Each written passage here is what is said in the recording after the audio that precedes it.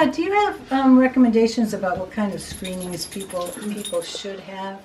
I mean, Yeah. I talked to some people today about mammograms and you know, all of that, as well as the other kind Yeah, of the screenings. principle in mammograms, the idea that you could radiate people and detect cancer early and therefore save lives, was a great idea. It just didn't work. And one of the reasons it doesn't work is, first of all, breast cancer is a systemic illness. It's not just a local illness.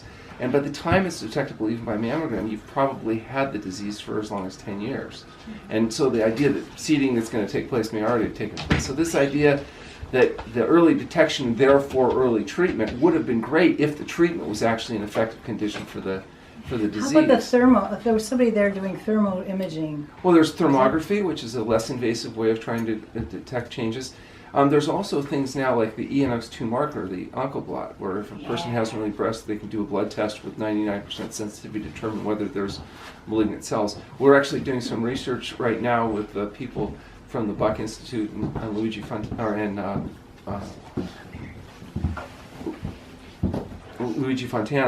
that's going to be looking at whether or not ONCObot positive patients can convert to onco-negative with fasting and diet and lifestyle change. So, there's lots of things coming down in terms of better detection, but the bottom line is it's the treatment that we're arguing about. Right. Is if chemotherapy or radiation was effective, then early detection might be highly beneficial.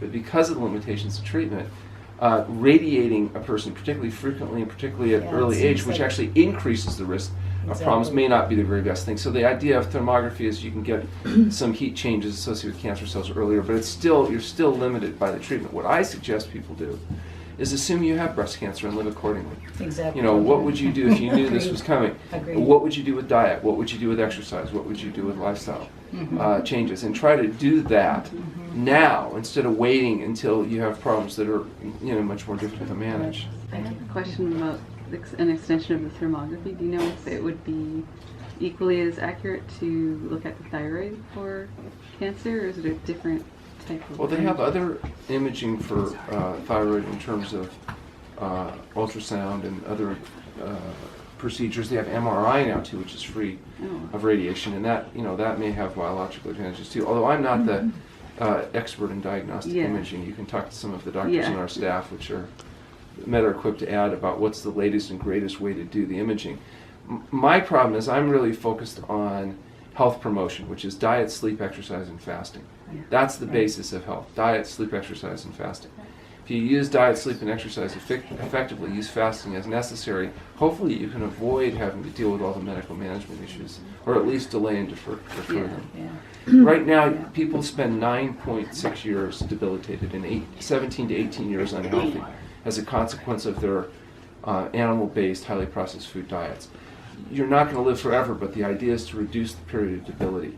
And you don't have to spend the last decade or two of your life sitting in some nursing home bed waiting for somebody to change your diaper. You can avoid the strokes and heart attacks by making responsible decisions about your diet and lifestyle today. Eating an exclusively plant food diet free of added sugar, oil, and salt dramatically reduces the likelihood that that's going to come up. Nothing can prevent everything completely, but that's the very biggest, best thing that you can do right now that will make a difference. And interestingly enough, studies show that people that don't compromise their health, their last 2 decades can often be their happiest decades of life, which kind of makes sense. You've done all this work, you finally managed to reach retirement. You don't want to, choke the goat at that point. You want to be able to actually go forward and that's like there's going to be protesters for saying that, isn't there? We are not in favor of choking goats. We are all vegan. We love animals.